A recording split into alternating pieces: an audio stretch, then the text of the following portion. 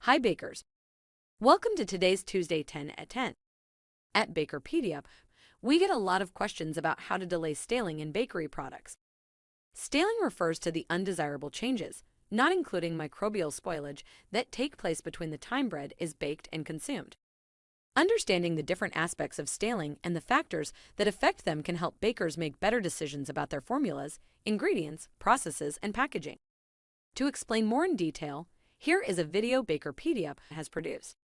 If you want to learn more about how to delay staling, click the link in the description below to visit our Baker Academy for more training information. Happy baking!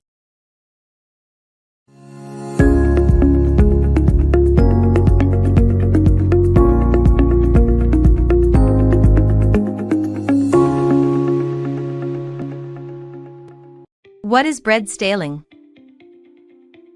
Bread staling is simply an aging process in which textural characteristics of bread and cakes are negatively affected. The following phenomena are always present during bread staling. Bread crumb firmness significantly increases. Loss of fresh crumb springiness or elasticity over time. Increased crumbliness. Crispness of the bread crust decreases. Bread loaf loses its fragrance, assuming a stale flavor. Bread can be seen as an unstable material once it has been baked. This is due to the chemical composition of the flour used, interactions between ingredients, such as starch, lipids, and gluten proteins, and processing conditions. What causes staling? While many theories abound, the mechanics behind bread staling are mainly linked to the reorganization of starch fractions, particularly those of highly branched amylopectin molecules.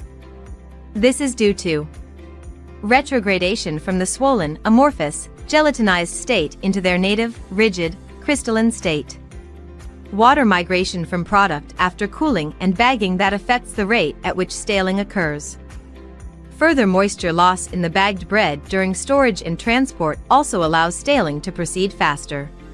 The bread-making process, packaging technology, and storage conditions can significantly affect staling and how fast it occurs. This includes formulation, use of fat, sugar, enzymes, emulsifiers, and hydrocolloids. Dough system used in the production process. Specific volume of the finished product.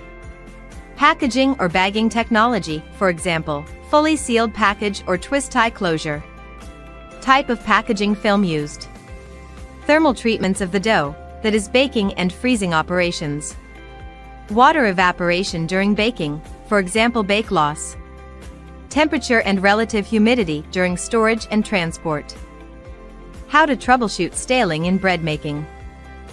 Staling is an inevitable phenomena. Bakers can only delay its onset, using available tools to extend shelf life of bread as long as possible. There are two basic strategies that can extend bread's freshness as well as enhance its appearance. These are formulations and processing methods. What are common formulation approaches? Sugar and fat addition. In situ generation of nonpolar surfactants by use of lipases. Use of specialty amylases, such as maltogenic alpha amylase of intermediate thermostability. Inclusions of water-holding ingredients, such as gums. Production of aerated bread with high specific volume. Emulsifiers. What are common processing approaches? Water is a universal plasticizer, so avoid excessive bake loss that reduces the water levels in bread. Balance mold-free shelf life and texture shelf life. Higher moisture in the finished product will delay staling but will likely favor mold growth. Use of specialized packaging technology, different from the regular twist-tie closure bagging tech seen in high-speed bakeries, will definitely be an edge, limiting moisture loss to its minimum and keep the crumb softer.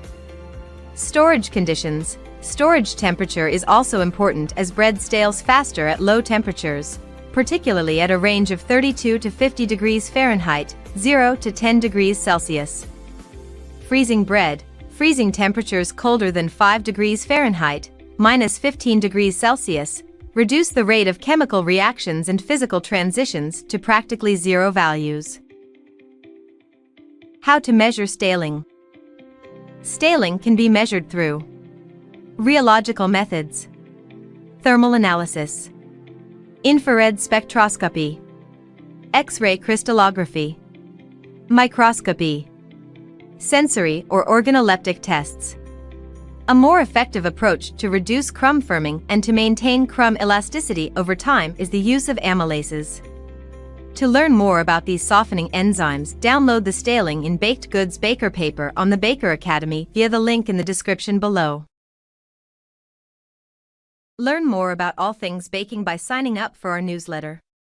Until next time, bakers. At Bakerpedia, we're here on a need-to-know basis.